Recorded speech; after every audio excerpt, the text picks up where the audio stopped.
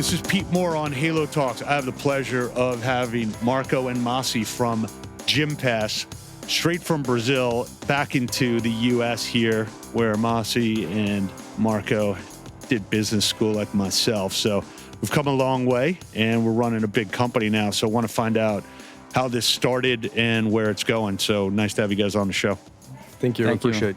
So you want to just give your background and as you started in the business back in Brazil, and kind of how this idea evolved, and now it's kind of a tiger by the tail. Yeah. We can go through the background here. You want to just set the stage for the audience on what Gympass does and how a partnership obviously is a no-brainer.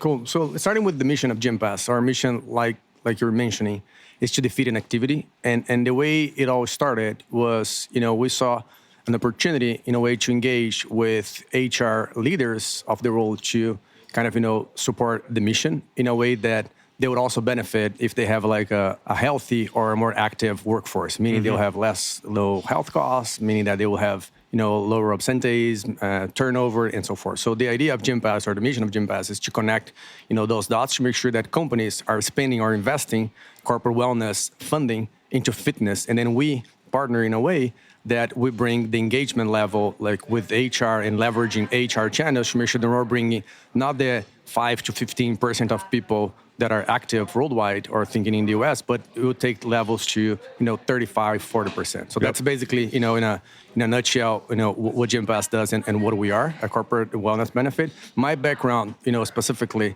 I was born and raised in Brazil, electrical engineer. Then I joined a company called Boston Consulting Group to do some consulting work. Then after that, I found, passionate about education, and I joined a nonprofit, that was working in improving public education in Brazil. That's when I got to Harvard to do my MBA, and I was spent some time learning also about public education systems here in Brazil, in the US.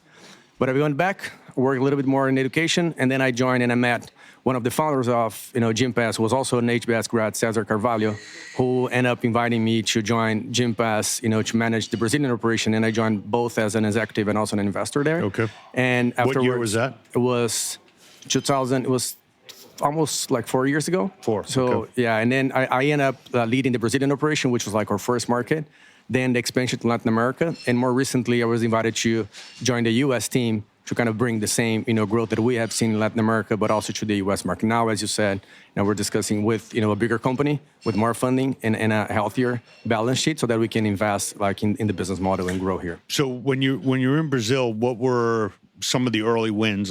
Did you get, and what was the pitch to these corporations? I mean, it's kind of a chicken and the egg. So you went and got all the health clubs and fitness studios in Brazil on a database directory, and then kind of how did that evolve? And what was the first big client, I guess, that you got in Brazil? The first, it all happened somehow by accident. We had the first major client was PwC in Brazil, and they called us to ask for the solution that they wanted substitute their reimbursement program for something better. And then they kind of helped us to shape the product as it is now with one single membership subsidized by the corporation and with generating a lot of value to the users. And then with this came, kind of the first chain, which is Companhia Atlética back there in Brazil. And we figured out there's this chicken and egg problem. You need to solve bringing a large corporation in one end and a larger chain. This happened,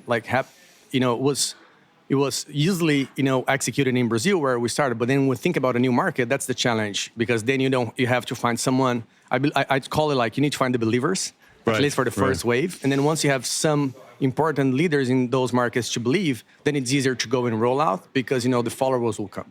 Yeah, and in the health club industry in general, it's, and Dave Ganlon and I have been experiencing this, your calling card becomes the three best clients that you have on each side. So if I say, hey, I've got Equinox and Crunch and Mountainside Fitness, and it's okay, if they validated your product and or your service, then I'm in. So it seems like that's just how this marketplace evolves. Exactly. And here in the US, I think it's not different now. Like after 2 years of operation, we already have 10,000 gyms, fitness partners, and like major brands like Lifetime or SoulCycle, Blink. We talk like Y7, Solid Core. There's like a lot of important players in the industry that understood the business model of Gympass, and they decided to partner with us. Some of them even like partnering exclusively with Gympass to make sure they were like, we are the channel to bring this corporate money or discover users into their fitness facilities. So that's probably a good venue into Masi. Why don't you give your background, what your initiatives are, and then we can kind of pick up on the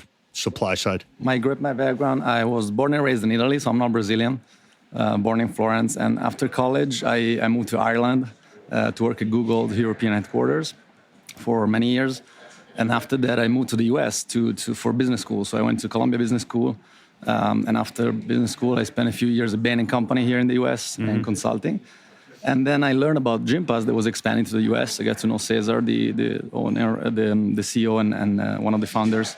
And I knew already about Gympass because it was pretty strong already in Europe and Latin America. So I wanted to jump on this. So I started to help on the expansion, especially in the Northeast market on the client side.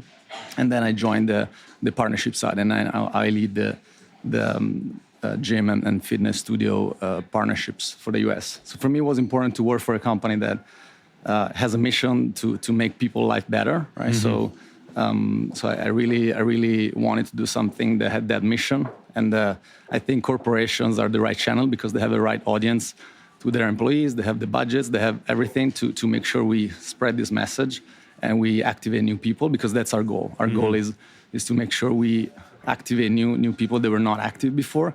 And that's also what we bring to our gym partners and studio and fitness partners. We basically tell them that we're going to bring new people, which is right. And we believe the companies can do that. So one of the biggest obstacles in the health club industry historically, when you come with a new type of service, they probably ask two questions. One, how much money can I make?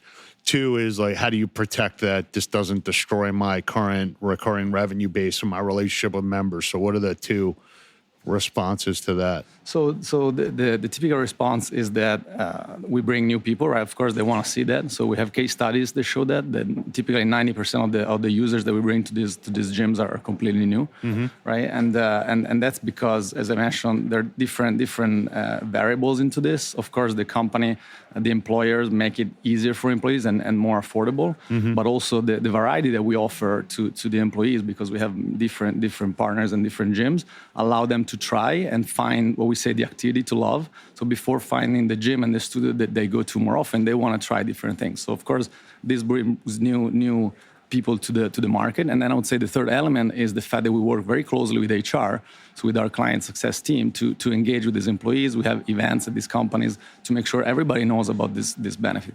And the next step is probably trying, right? So some gyms decide to try this and see that there is value, and the people that we bring are new members, new users. So it's all incremental revenue, and that's how we start the partnership. Go ahead. Yeah, no, I would add, like, when we decided to target inactive people, and that's why we're not B2C and we're like focused on B2B directly. Like, we changed completely the way we communicate. So we changed like people that were showing up in companies. Like we changed the way we're communicating. Like, make sure that it's welcoming to someone that is not active. Because if you go the first time to a gym, sometimes it could be super hard to do it and to engage. And we're like talking with our gym or fitness partners to make sure that they understand that people that we're bringing in are inactive. So if they don't provide an amazing, good experience for the first time, people will not be engaged and they will not be back, they'll be back to an active, lifestyle. So that's kind of the challenge that we're aiming at, to make sure that we're bringing really, partners that will cope with this mission. And then if I'm an employer and you come in and you pitch me and I say, okay, I'm going to offer my employees Gympass. Typically the corporate sales cycle is very long. Second is like the actual ability for them to give you access directly to employees. That there could be bureaucratic reasons for that. There could be personality agreements for that. It could be like, hey, I signed this up, but I actually don't really want you to succeed, at a higher level. Obviously, there's costs associated with it. So how do you How have you kind of gone through and like kind of pierced the corporate veil and say, okay, look, I'm in, and it's like my responsibility to get these people in the gym? So you're totally right about the sales cycle, and it can take up to like 18 months to get engagement from HR. But the important piece is that because companies are paying for this, like it's an investment, so that's why we move away from companies that don't want to like subsidize part of it. We want them to have to explain to their CEO, to their CFO, what this line called Gympass and what's they getting out of it. Because once they do this, then they're like engaged enough to make sure that we're able to communicate to everyone, that we're able to visit all the sites, and that they will be promoting physical activity as part of their solution. So although in one hand makes it harder to get it, it's like on the other hand, it like stick with it. So because there's like so many discussions with HR to understand the solution, how it works, and like create the trust between HR and ourselves. Once it's gone, like it starts, then it like becomes real, like a real partnership. So like churn in our industry, if you think about this, it's barely zero. So like we don't see clients canceling Gympass to move away with like different solutions because they're like super committed and we're delivering on the results. And so if I'm a employee at PwC, let's say as your example, and I'm a member of Gympass, do I have the ability to go to any club or studio that's in the network, or do I have to pick that specific location? No, usually the way it works, you have like a set of plans, like aligned with the company, and then these plans has a subsidy. Each one of those have a subsidy, up to 80%. So it starts at like $10 plan. And then this $10 plan will give you access to fitness facility with a market price of up to $40. So that's basically how it works. You can go and you can use the same location every day, which is, most of the people do. Or you can go and you choose, you can use different locations every day. It's up to you. Like you have the option. So if you're traveling, you can use different locations as well. If you want to upgrade, you go to more sophisticated, fitness partners, then you can upgrade or downgrade like at a monthly membership. Out of their direct deposit? At like usually payroll. That's how it works. Right, payroll deduction. Right. Yeah. Okay. Got it. And then what kind of usage are you seeing? If there's a CFO or a HR director that's listening to this now, that's on the corporate side, what kind of penetration are you seeing from the employee base?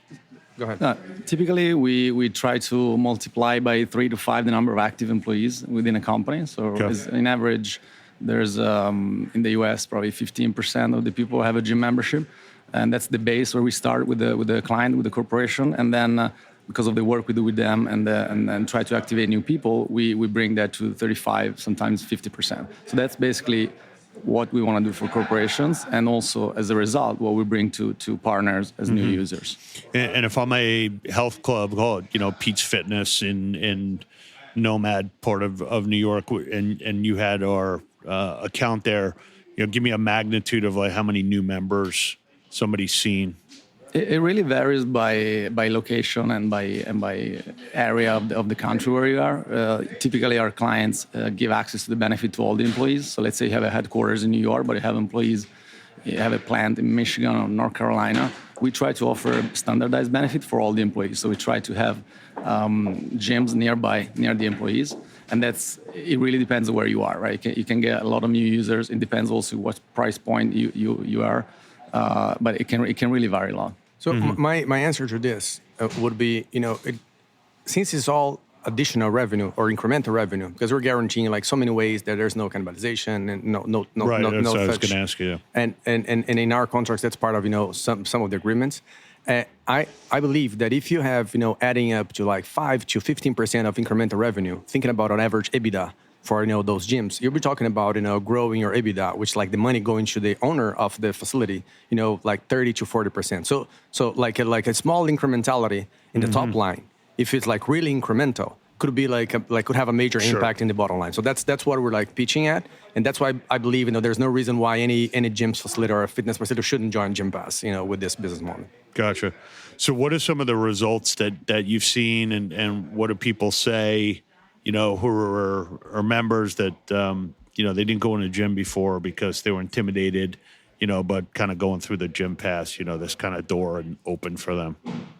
Yeah, so I think what we've seen is a lot of new people going, right? And that's, I think, our message is not just for those employees or people that were already active. Also, if you see our marketing, a lot of it pushes employees that were not active before. So not the typical typical gym person. Of course, the benefit is available for those people as well, and those are the first one to take advantage of it. But our message is really for other people. So the results that we've seen is that these people really see the benefit, like they really get the results of this activity.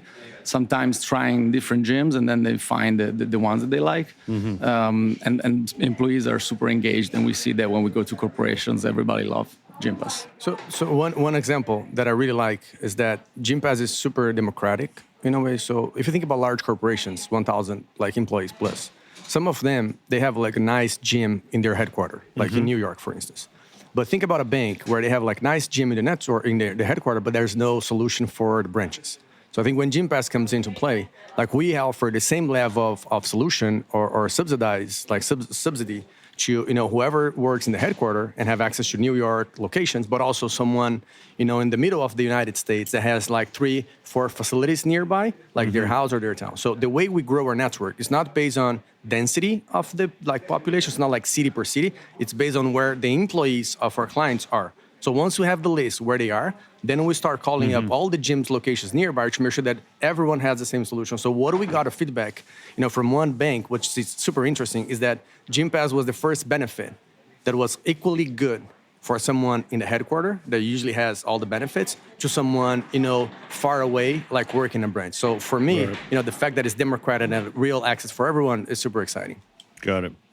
So as you look, to the U.S. market, and Marco, you were in Brazil and then Latin America, now coming here. What are some of the similarities or differences, or what kind of stands out to you as unique about selling into or running a company here versus the last two markets that you helped get the large market shares? So the similarities that the need is the same. So we all need to be more active, and I think technology in a way supports us to have a better life, but at the same time it helps us to be less active if you want, right? You have everything at your hand, at your disposal. You don't need to move to get anything anymore. Sure.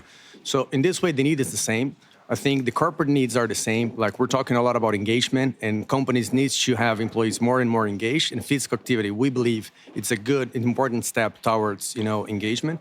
The differences, I think, is one, the well-being market in the US is much more structured and developed. So you're talking to sophisticated people within those organizations. They have been experiencing partnerships with gyms, with other providers in the industry. And second, there's a requirement for automation, like everywhere we talk. So the fact that the US market is much more exposed to technology and to innovation compared to other markets, like especially Latin America, the need from the user side and also from the corporate side to have everything like integrated in a good application, it's different. And I think it's like challenging, but we're like using part of this sizable round that we raised to make sure we're deploying, capital and technology and kind of like catch up with, what we have here. Got it. And just so I understand, if I become a member through Gympass, do I become a member of that location and I check in just like everyone else, or do you guys have a separate POS or a separate RFID? How does it work from a member experience? So as a member, you can access to all the studios and gyms in your plan, right? So you choose a different plan based on the co-pay that you want to pay as an employee, and then you can access to all the gyms that are in that plan or lower globally. So not just in the US, but also if you travel in the UK or Europe or Latin America. So that's and you can go. It's unlimited. So that's how it works as a member. But the access per se, it's we are integrated with all the platforms that gyms are using from ERP or booking perspective to make sure that the experience for the user is seamless. So MindBody, ABC. So we are Club, integrated with all those players guys, to make sure that the experience from the gym side is like from the fitness partner side is good. What they have to do is like they have to book through our application and check in through our application, because this is important information to the HR on the other hand. So that's like all combined in a way that on the back end is all connected, but for the user it's like a seamless experience. We can provide data to HR, but also to the gyms and partners to make sure they see the results of this. Got it. So where do you see Gympass? Obviously, you guys have congrats on the growth and the capital raise on the $300 million, which is amazing. As you look at Gympass and say, okay, I built this channel. Do you take the channel and say, like, we're working with a group right now called Zeal, which does like on-demand massage and stretching. Do they become potentially a partner and say, okay, look, we've created the channel and we're gonna bolt on other service providers. So it's not just the gym membership. I've seen your site. There's some other things that the services you can get now. So how do you kind of think about the company if you guys put back your Bain and BCG, consulting hats on, we kind of go up 50,000 feet? So I would say there's a lot of ideas and conversations where when you're engaging every day with active people or people that are being active or HRs, there's a lot of things that you can sell to those users or to those clients in a way. We are pretty much clear in our focus to grow our core business worldwide. So we're focused to make sure that we're growing the penetration of inactive people, making those inactive users active first.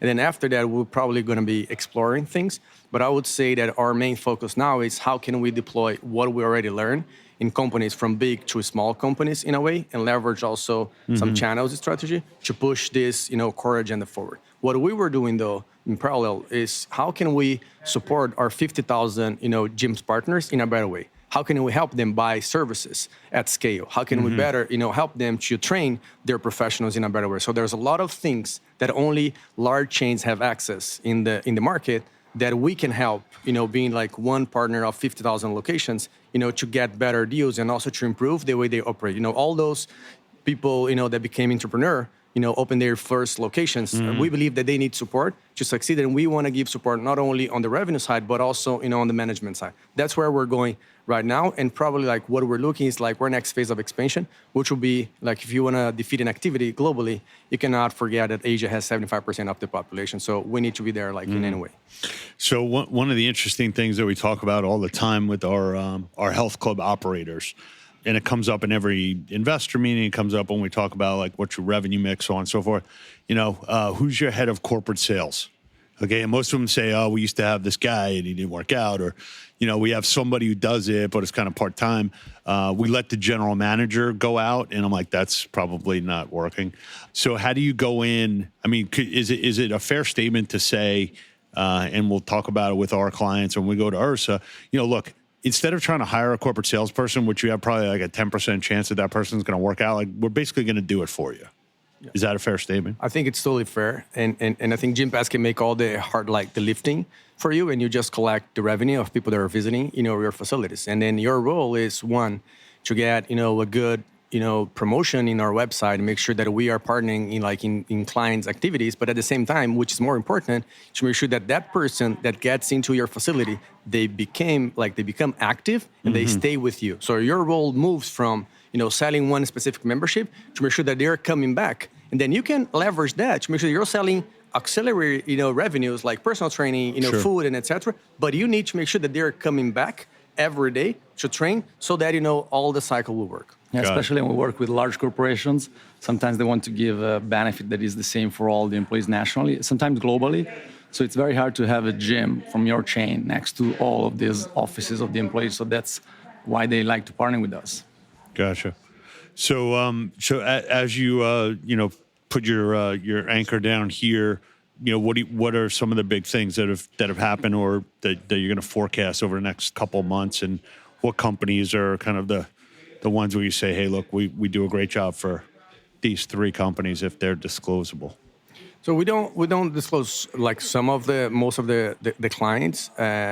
But of course, what we are doing, which is super interesting, is we have clients, like thousands of clients elsewhere, right? Not in the US, all of them. But what we're doing, and most of those clients, they have either their headquarters here in the US or they have a massive operation in the US. So what we're seeing now, which is interesting, is that all those clients are starting to talk about Gympass internally, and they didn't want to have one single solution for all their markets. So that's where I think Gympass comes into play. Make sure that we're closing those partnerships, and make sure that we become a global provider for our HR channels. But what we are aiming at in terms of growth, we're probably multiplying the market by 3 or 5 next year and a half. So we are super excited with the value that we can generate to our fitness partners, the current ones and the future ones that will probably join the platform as well. Got it. Yeah, I think from our side, it's very important to keep the passion for the industry, right? So especially on my side, we work with gyms and fitness partners and studios. Myself, I worked at the gym during college, so and my whole team, they all have experience in the industry. So for us, that's also something that we've noticed across markets. This industry is very passionate, and we work with passionate people. So it's important to keep this passion on the gym side, but also show to the clients and the employees that we have this passion. Yeah, some like one example, like Citizens Bank is a client, just to give some names. Okay. And we have like Kraft Heinz as a client. CVS is now expanding to like their whole 250,000 employee base. Wow. And in terms of the fitness partners that are with us, you like names like Lifetime, SoulCycle. They're like partners, with Gympass and like pushing this agenda, this growth agenda as well, together with us. Great. Well, welcome to the States. Let's go take it by storm. And look forward to working with both of you and your teams on getting people off the couch and making it easier for them. And the more health club chains we can create or prop up, or the more guests we can have on Halo Talk. So thanks for helping us out on that. Thank you. And to eradicate loneliness and inactivity, Masi and Marco, thanks for coming on and continued success. I appreciate it. Thanks for the opportunity. Thank you.